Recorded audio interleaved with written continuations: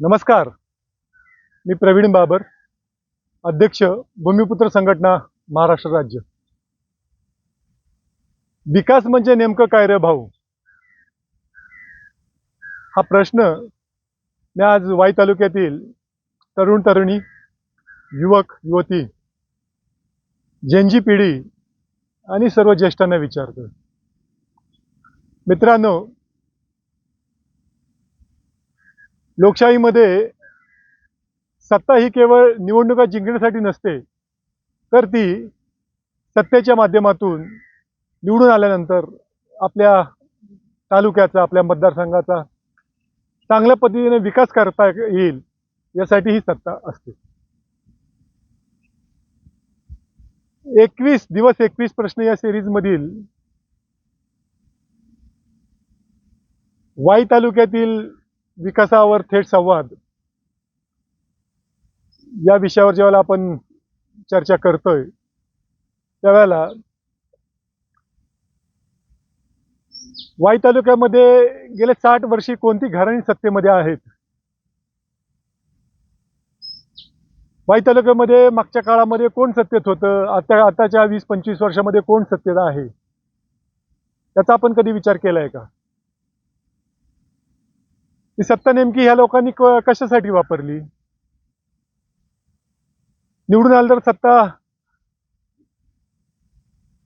निवडणूक जिंकण्यासाठी वापरली की या सत्तेच्या माध्यमातून तालुक्याचा, मतदारसंघाचा, विभागाचा विकास करण्यासाठी वापरली? याचा विचार आपण कधीतरी केलेला आहे का?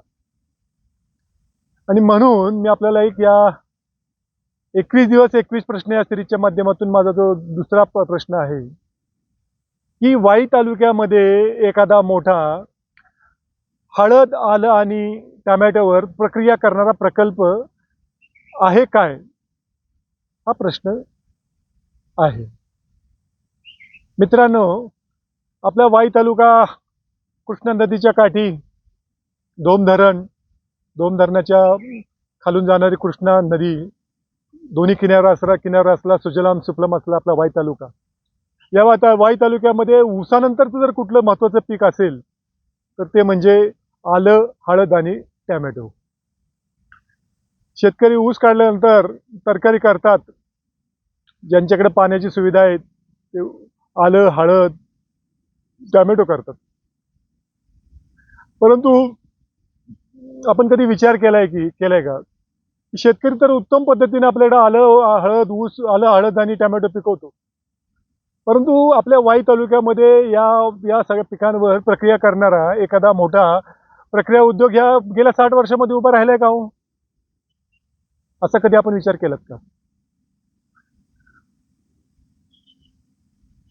अशा प्रकारचा जर प्रक्रिया उद्योग आपल्या वाई तालुक्यामध्ये नसल्यामुळं काय झाल्याचा आपण विचार करूया.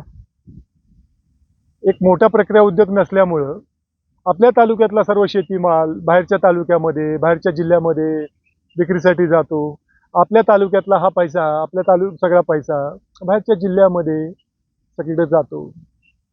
प्रक्रिया उद्योग नसल्यामुळं आपल्या तालुक्यातल्या मुलींना आज रोजगार उपलब्ध होत नाहीये. अशा प्रकारचा मोठा प्रक्रिया उद्योग नसल्यामुळं इथेच्या संधी, पॅकिंगच्या, ट्रान्सपोर्टच्या किंवा प्रक्रियेच्या ज्या संधी इथं तालुक्यामध्ये उपलब्ध होणार होत्या त्या उपलब्ध आज होत नाहीये. असा प्रकारचा प्रक्रिया उद्योग इथं वाई तालुक्यात उपलब्ध नसल्यामुळं बाजारपेठेवर त्याचा फार मोठा परिणाम झालेला आहे. बाजारपेठ सुद्धा खुंटीत झालेली आहे. अशा प्रकारचा जर प्रक्रिया उद्योग वाई तालुक्यामध्ये या नेते मंडळींनी, सध्याच्या लोकप्रतिनिधींनी आपल्या तालुक्यामध्ये एखादा मोठा प्रक्रिया उद्योग उभा केला असता तर त्यातून काय फायदा झाला असता?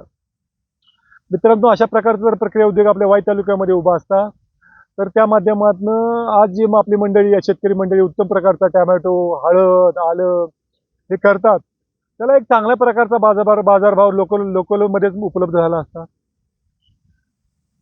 अशा प्रकारच्या प्रक्रिया उद्योगामध्ये त्या प्रक्रिया उद्योगामधनं हळद पावडरचा उद्योग असेल किंवा आल्यापासून तेल काढण्याचा प्रक्रिया उद्योग असेल, टोमॅटोपासून केचप, सॉस तयार करण्याचे उद्योग, छोटे मोठे उद्योग या माध्यमातून उभे राहिले असतील आणि तरुणींना महिलांना, पुरुषांना एक चांगल्या प्रकारचा रोजगार उपलब्ध झाला असता. अशा प्रकारचा एक मोठा उद्योग उभा राहिला असता, तर त्या माध्यमातून आपली जी तुमची आमची जी मुलं आहेत, त्यांना ह्या फॅक्टरीमध्ये फार मोठा रोजगार उपलब्ध झाला असता. त्यांना नोकरीसाठी बाहेर जाण्याची गरज लागली नसती.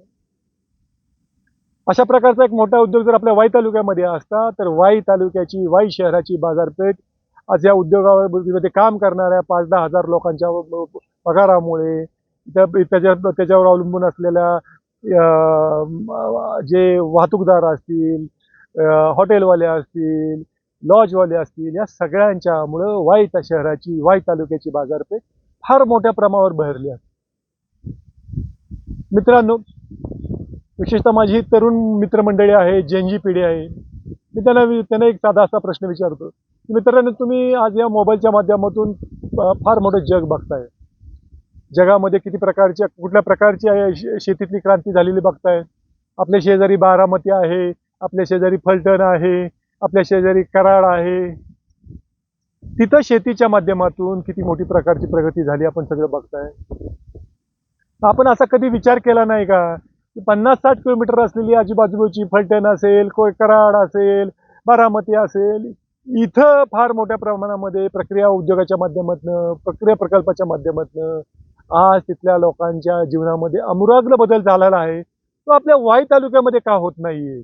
वाई तालुक्यामध्ये का झाला नाही, असा प्रश्न तुम्हाला कधी पडला नाही का?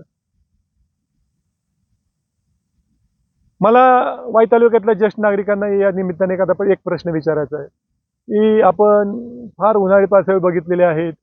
या लोकप्रतिनिधीसाठी आपण सुद्धा मतं मागितलेले आहेत, त्यांचा प्रचार केलेला आहे, त्यांचा विकासाचा कारभार, त्यांचा एकूणच कारभार आपण जवळून बघितलेला आहे. तर असा गेल्या 60 वर्षात आपल्याला कधी प्रश्न नाही का पडला का हो, की आपल्या नातवंडांच्या, आपल्या नातीच्या, आपल्या मुलांच्या, मुलींच्या भवितव्यासाठी ह्या लोकप्रतिनिधींनी एखादा मोठा प्रक्रिया उद्योग, ज्याच्यातून आलं, हळद आणि टॅमॅटोवर प्रक्रिया होऊ शकेल, असा एखादा प्रकल्प या मंडळींनी 60 वर्षात का उभा केला नाही, असा प्रश्न तुम्हाला का कधी पडला नाही? मित्रांनो, मला या संदर्भात कुठल्याही लोकप्रतिनिधीवर टीका करायची नाहीये. फक्त एक वस्तुस्थिती मला आपल्यासमोर मांडायची की विकास म्हणजे नेमकं काय रे भाऊ? नुसतं निवडणुका जिंकणं, मोठ्या मोठ्या स्वागत कमानी करणं, मोठे मोठे वाढदिवसाचे बॅनर लावणं, लग्न कार्य, मैती, गोंधळ, बार्शी, वाढदिवस, त्याला उपस्थित राहणं म्हणजे विकास का हो? नाही मित्रांनो, हे म्हणजे विकास नाही. विकास म्हणजे रोजगार, विकास म्हणजे शिक्षण, विकास म्हणजे मोठे मोठे उद्योग आपल्या तालुक्यामध्ये आणणं, विकास म्हणजे या उद्योगाच्या माध्यमातून तालुक्यातल्या तरुणांना, युवक मित्रांना रोजगार उपलब्ध करून देणे. विकास म्हणजे या उद्योगधंद्यांच्या माध्यमातून बाजारपेठ, वाई तालुक्याची बाजारपेठ फुलवणं, वाई तालुक्यामध्ये MIDC फुलवणं, या उद्योगधंद्यांच्या माध्यमातून, हा म्हणजे विकास. परंतु मला आपल्याला एक शांतपणे प्रश्न विचारायचा आहे की गेल्या 60 वर्षामध्ये वाई तालुक्यामध्ये कोणती घराणी सत्तेमध्ये आहेत? वाई तालुक्यामध्ये एखादा तरी मोठा आलं, हळद आणि टॅमॅटोवर प्रक्रिया करणारा प्रक्रिया उद्योग उभा केलेला आहे काय? आणि विकास म्हणजे नेमकं काय रे भाऊ?